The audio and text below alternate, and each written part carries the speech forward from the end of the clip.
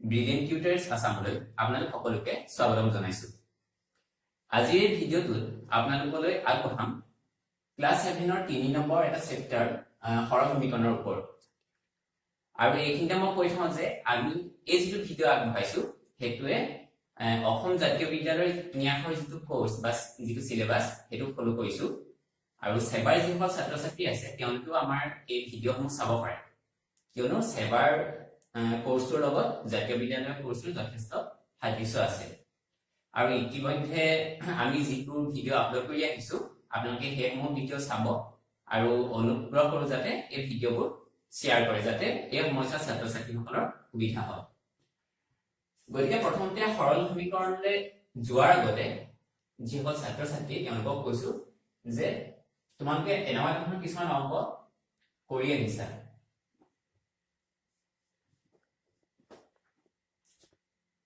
Class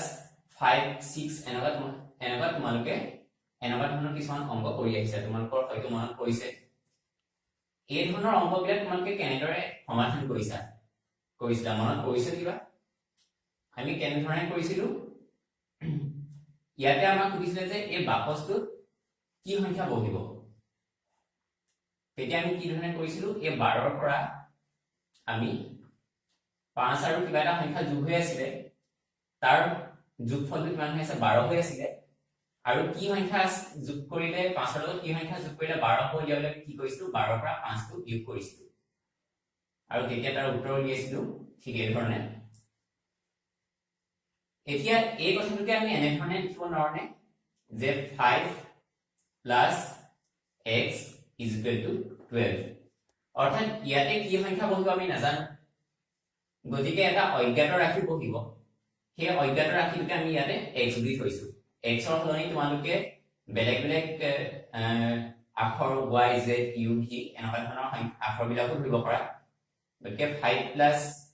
x is equal to ইয়াতে কি ধৰিলো? 12 ধৰা হ'ল। আৰু ইয়াতে যিটো অজ্ঞাত ৰাশি ধৰিলো x, ইয়াকে কি বুলি কোৱা হয়? চলক বুলি কোৱা হয়। ইয়াক কি বুলি কোৱা হয়? চলক বুলি কোৱা হয়। আৰু ইয়াকে কিয় চলক বুলি কোৱা হয় মই সেই কথাটো দেখাই গৈছো।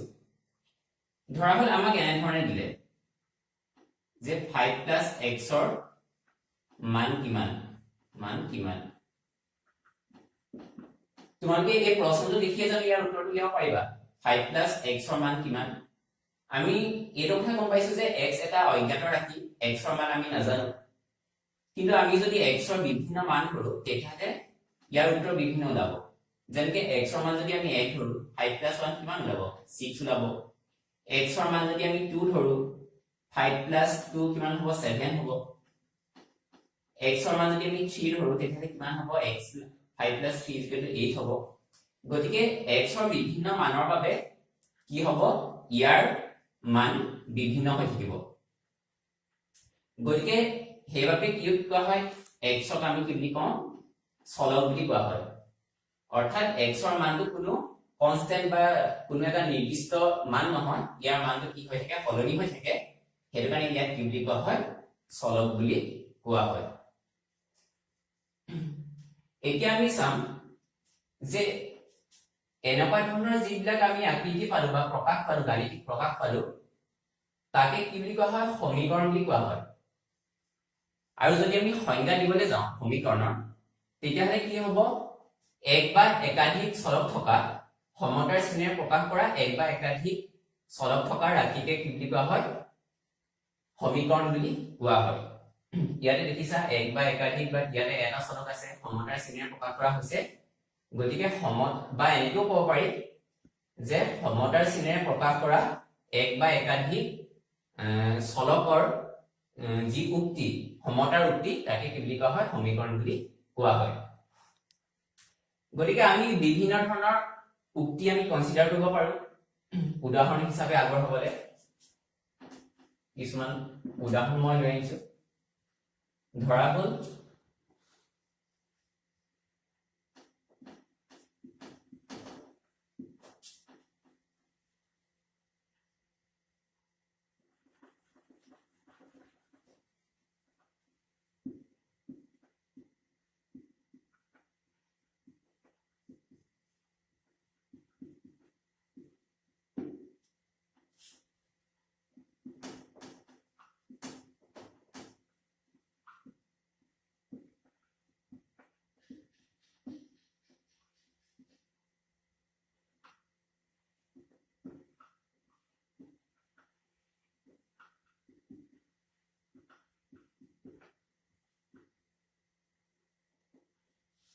গতিকে ইয়াতে তোমালোকে তিনিটা উক্তি মই উদাহৰণ হিচাপে লৈ আনিছো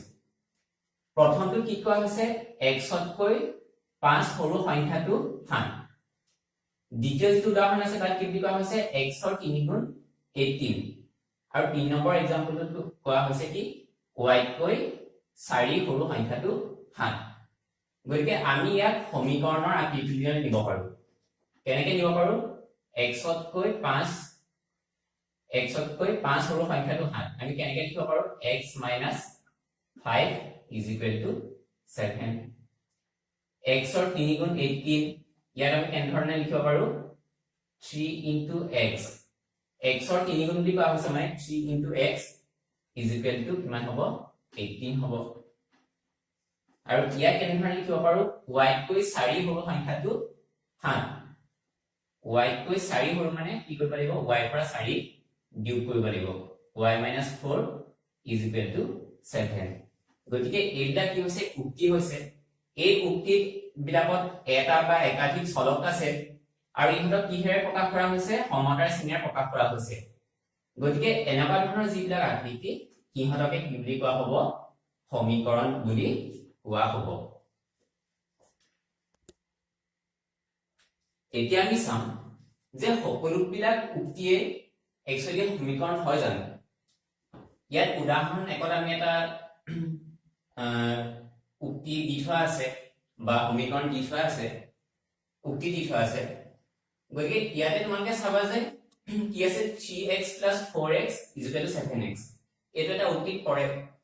ইয়াত আমি কি বুলি ক'ব পাৰো x ৰ 3 গুণৰ লগত x ৰ 4 গুণ যোগ কৰিলে x ৰ 7 গুণ পাম বা কিবা এটা কোনো এটা সংখ্যাৰ 3 গুণৰ লগত সেই সংখ্যাটোৰ 4 গুণৰ যোগ কৰিলে তাৰ যোগফলটো সেই সংখ্যাটোৰ 7 গুণৰ সমান হ'ব ঠিক হেদৰে ইয়াতো এটা উক্তি দি থোৱা আছে এটা সংখ্যাৰ লগত 5 যোগ কৰিলে 9 হ'ব ইয়াত দুটা উক্তি আছে কিন্তু এই প্ৰথমটো উক্তি চাবা এই প্ৰথমটো উক্তি x ৰ যিকোনো মানৰ বাবে সত্য x ৰ যিকোনো মানৰ বাবে এই উক্তিটো কি হয় সত্য হয় ধৰা x = আমি 1 বুলি ধৰিও তেতিয়াহ'লে ইয়াৰ যিটো বাম সাইড বা লেফট হ্যান্ড সাইড কি হ'ব 3x + 4x মানে 3 into 1 plus 4 into 1 কিমান হ'ব 7 হ'ব ঠিক আছে আৰু রাইট হ্যান্ড সাইডটো কি হ'ব 7x মানে 7 into 1 মান 7 হ'ব ঠিক আছে তোমালোকে চাব পাৰা যে এই x ৰ ভ্যালুটো যদি তোমালোকে 2 বহুৱা তেতিয়া হলেও কি হ'ব বাওঁফাল আৰু সোঁফাল কি হ'ব সমান হ'ব যদি মই দেখাই দিওঁ মই অকমান চমুকে লিখি ৰাখিছো 3 into 2 plus 4 into 2 এই বাওঁ সাইডটো তোমালোকে কিমান পাবা 6 plus 8 is equal to 6 plus 8 কিমান পাবা is equal to 14 পাবা আপা আমি যদি সোঁ সাইডটো আমি x ৰ মান 2 পাম তেতিয়াহ'লে কিমান পাম 7 পূৰণ 2 সমান 14 গতিকে ইয়াতে বাওঁফাল আৰু সোঁফাল সমান হ'ল নাই গতিকে x ৰ যিকোনো যদি আমি ভ্যালু বহাও বা x ৰ যিকোনো যদি মান বহাও তেতিয়াই কি হয় এই উক্তিটো কি হ'ব সত্য হ'ব গতিকে এনেকুৱা বিলাকক কি বুলি কোৱা হয় অভেদ বুলি কোৱা হয় অভেদ বুলি কোৱা হয় এইবিলাকক কি বুলি কোৱা হয় অভেদ বুলি কোৱা হয় আনহাতে এইটো উক্তিলৈ আহা ইয়াতে কি হৈছে x + 5 = 9 আছে কিন্তু ইয়াত চাবা যে x ৰ এটা নিৰ্দিষ্ট মানৰ বাবেহে কি হ'ব এই সমীকৰণটো সিদ্ধ হ'ব তেতিয়াহ'লে কি হ'ব x ৰ মান যদি আমি x = 4 বহাও তেতিয়াহ'লে কিমান হ'ব 4 + 5 = 9 অৰ্থাৎ x ৰ মাত্ৰ 4 ভ্যালুটোৰ কাৰণেহে এই উক্তিটো সত্য হ'ব গতিকে যিবিলাক উক্তি কি হয় অজ্ঞাত ৰাখি বা স্থলকটোৰ মানৰ ওপৰত হেতু সত্য হ'বনে নহ'বটো নিৰ্ভৰ কৰে তাকে কি বুলি কোৱা হয় সমীকৰণ বুলি কোৱা হয় আৰু বৰ্তমান যিটো চেপ্টাৰ এই চেপ্টাৰটোত আমি সেই সমীকৰণৰ বিষয়ে আলোচনা কৰিম আৰু এইখিনিতে মই কৈ থওঁ যে এটা সমীকৰণক আমি কিহৰ লগত তুলনা কৰিব পাৰো দগাপালাৰ লগত তুলনা কৰিব পাৰো তুলা চলনি বা দগাপালাৰ লগত তুলনা কৰিব পাৰো যেতিয়া এখন দগাপালাৰ দুইটা চাইডটা সমান ওজন থাকে দুইটা ফালতে সমান ওজন থাকিলে দগাপালাখন বেলেন্স হৈ থাকে নাই ঠিক সেইদৰে এটা সমীকৰণো যেতিয়া সমান চিন দিয়া থাকে সমীকৰণত জানাই যে সমতা চিন বা সমান চিন দিয়া থাকে অৰ্থাৎ কি হয় তাৰে দুটা ভাগ সমান হৈ থাকে সমান চিনৰ বাওঁ সাইডটো কোৱা হয় বাওঁ পক্ষ সমান চিনৰ সোঁ ফালে থকাটো কোৱা হয় সোঁ পক্ষ এই দুইটা পক্ষই কি হৈ থাকে সমান হৈ থাকে অৰ্থাৎ x + 5 = কিমান হয় 9 হয় এই দুইটা পক্ষই কিমান হৈ থাকে সমান হৈ থাকে আৰু এই দুৰাচলনী উদাহৰণটো কিয় দিয়া হৈছে মই হেতু তোমালোকক পিছে পৰে কম কাৰণ এই কথাটো এই কনসেপ্টখিনি আমাৰ পিছত পঢ়োতে আমাৰ ইউজ হ'ব এতিয়া আমি চাম যে সমীকৰণৰ চলকৰ সংখ্যাৰ ওপৰত নিৰ্ভৰ কৰিও আমি এই সমীকৰণবিলাকক ভাগ কৰিব পাৰো প্ৰথমটো উদাহৰণ চোৱা ইয়াত চলক কেইটা আছে এটা চলক আছে x + 5 = 9 চলক বা অজ্ঞাত ৰাশি মই পুনৰ কৈ দিছো চলক বা অজ্ঞাত ৰাশি কেইটা আছে এটা আছে তো ইয়াত কি বুলি কোৱা হয় এটা চলকযুক্ত সমীকৰণ বুলি কোৱা হয় ইয়াতে চলক কেইটা আছে x আৰু y দুইটাই চলক হয় দুইটাই অজ্ঞাত ৰাশি হয় ইয়াতে কি বুলি কোৱা হয় দুটা চলকযুক্ত সমীকৰণ বুলি কোৱা হয় 3 নম্বৰটো উদাহৰণ দেখিছা যে ইয়াতে তিনিটা চলক আছে x + y + z = 5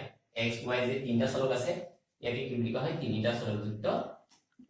চলকযুক্ত সমীকৰণ বুলি কোৱা হয় আনহাতে সমীকৰণবিলাকৰ ঘাতৰ ওপৰত নিৰ্ভৰ কৰিও ইহঁতক ভাগ কৰিব পাৰো মই উদাহৰণলৈ আহিছো x + 2 = 9 প্ৰথমটো উদাহৰণ সেকেন্ড উদাহৰণ লৈছো x² + y = 27 দ্বিতীয়টো উদাহৰণ লৈছো x³ + 3x² = 59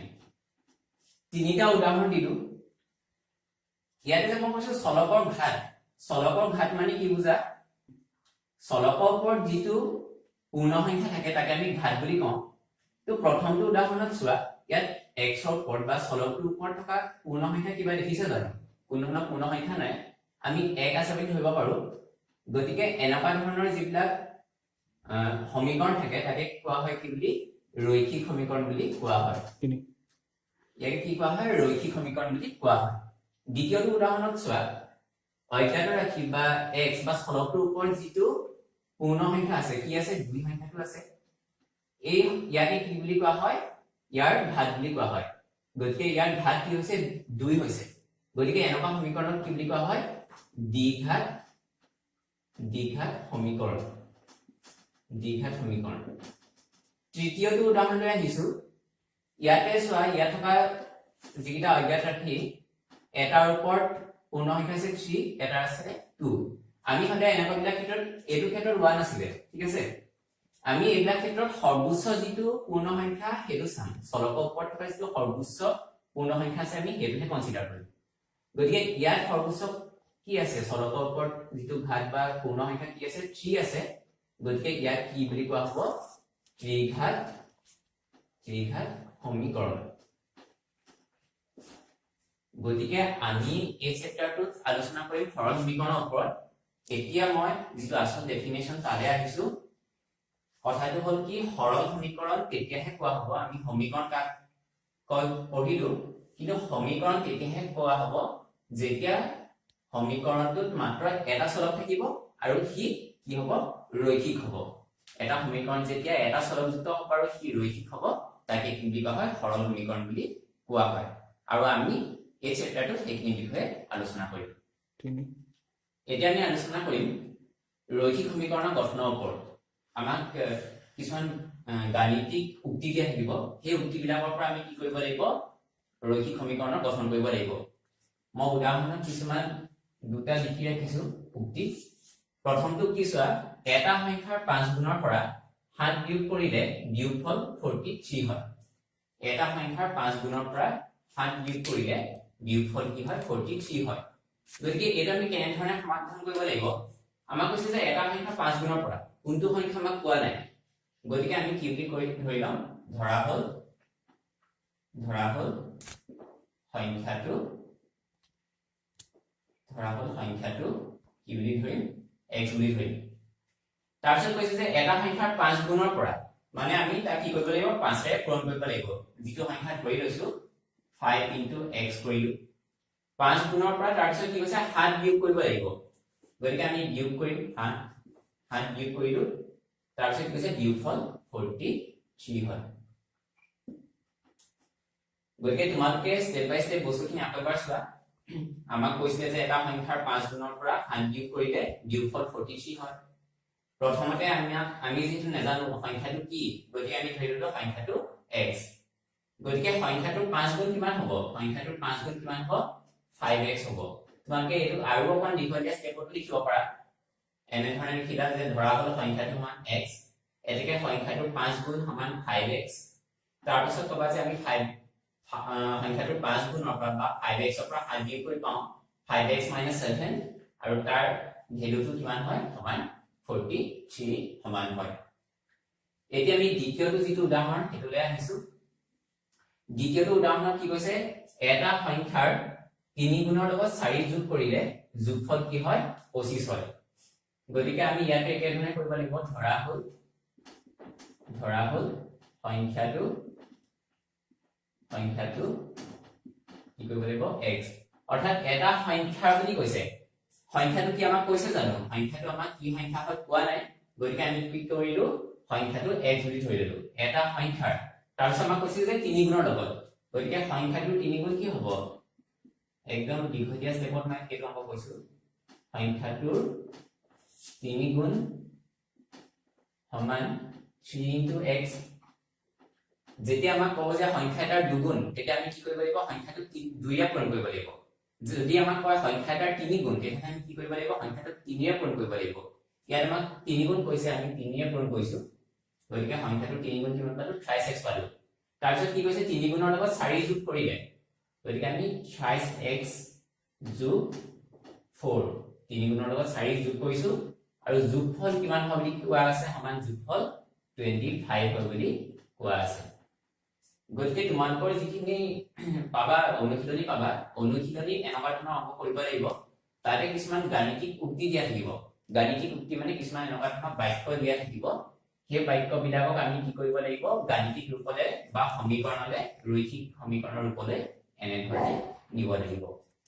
এতিয়া আমি চাম আন এটা ইম্পৰ্টেন্ট কথা সমীকৰণৰ বীজ বা মূল ইয়াতে এটা সমীকৰণ দেখাই থোৱা আছে x + 5 = 7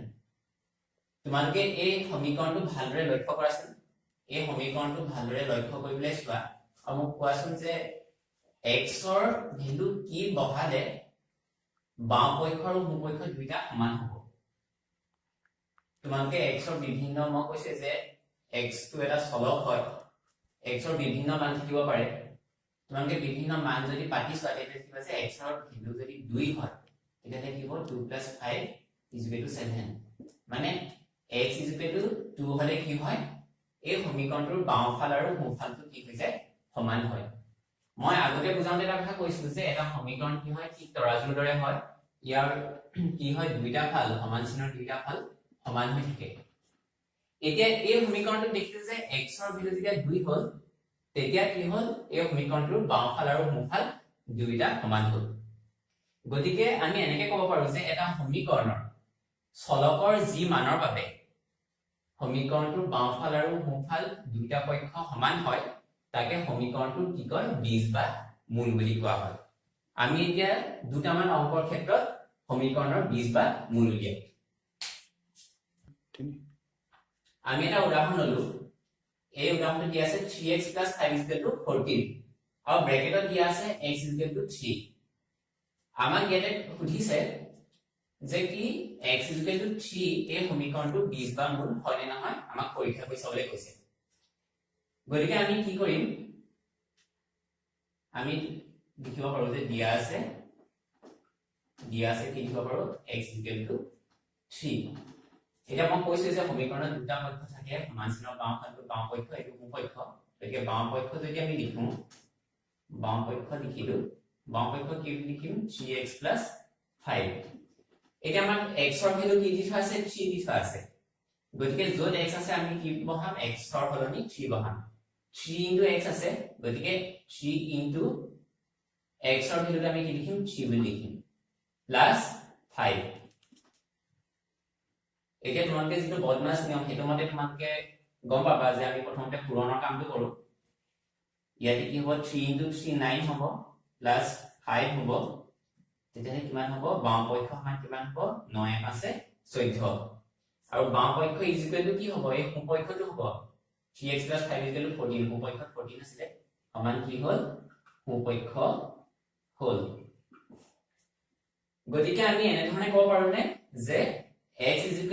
3 এ প্ৰদত্ত কি হয় প্ৰদত্ত সমীকৰণটো কি কয় সিদ্ধ কৰে বা সমাধান কৰে এতেকে x = 3 সমীকৰণটোৰ বীজ বা মূল হয় গতিকে দেখিলো যে x = 3 পাতিলো এতিয়া কি হ'ল বাম পক্ষ আৰু সোঁ পক্ষৰ ভ্যালু সমান হ'ল মই যেতিয়া বুজাইছিলো বীজ বা মূল কাক বোলে তেতিয়া কৈছিলো যে চলকৰ যিটো মানে বাম পক্ষ আৰু সোঁ পক্ষৰ সমান কৰে তাকে সেই সমীকৰণটো বীজ বা মূল বোলে ইয়াতে x = 3 যেতিয়া আমি বহালো তেতিয়া আমাৰ বাম পক্ষ সমান সোঁ পক্ষ হ'ল গতিকে আমি কি গম পালো যে যিটো x ৰ ভ্যালু দি থোৱা আছিল হেতু ইয়াৰ সমীকৰণটো বীজ বা মূল হয় নেক্সট তুলে আমি গৈছো x/2 = 7 আৰু x = কিমান দি থোৱা আছে 18 দি থোৱা আছে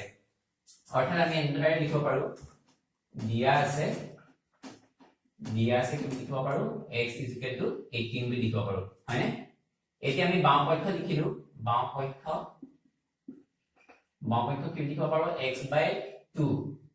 গতিকে x/2 যেতিয়া লিখিলো আমাক যেটা x ৰ ভ্যালু 18 দি থোৱা আছে গতিকে আমি কি লিখিব পাৰো 18/2 মানে 18 2 এ হৰণ কৰিলে আমি কিমান পাম 9 পাম গতিকে এইটো আমাক যেটো সমান চিনৰ সোঁফালে দিয়া আছে বা সোঁপক্ষ যেটো আছে কিমান আছিল 7 আছিল তাৰ হৈতে সমান হয় জানো নহয় is not equal to right hand side বা সোঁপক্ষ বাম পক্ষ আৰু সোঁপক্ষ কি নহয় সমান নহয় গতিকে আমি ইয়াত এনেকৈ লিখিব পাৰো যে x = 18 এ প্ৰদত্ত সমীকৰণটো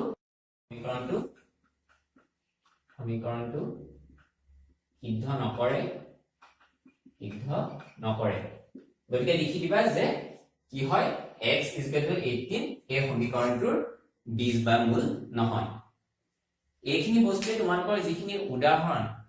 চেপ্টাৰটো আৰম্ভ কৰাৰ আগতে অনুশীলনী আৰম্ভ কৰাৰ আগতে যিখিনি উদাহৰণত আছিল বা বেসিক কনসেপ্টখিনি বুজাওঁতে আছিল এইখিনি বস্তুৱে আছিল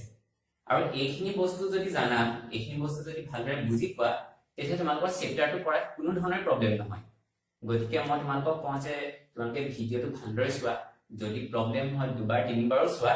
আৰু আমি কি কৰিম খুব সোনকালে আমি অনুশীলনীৰ অংকবিলাক সমাধান কৰিবলৈ চেষ্টা কৰিম গতিকে আশা কৰোঁ তোমালোকে ভালদৰে প্ৰেক্টিছ কৰিবা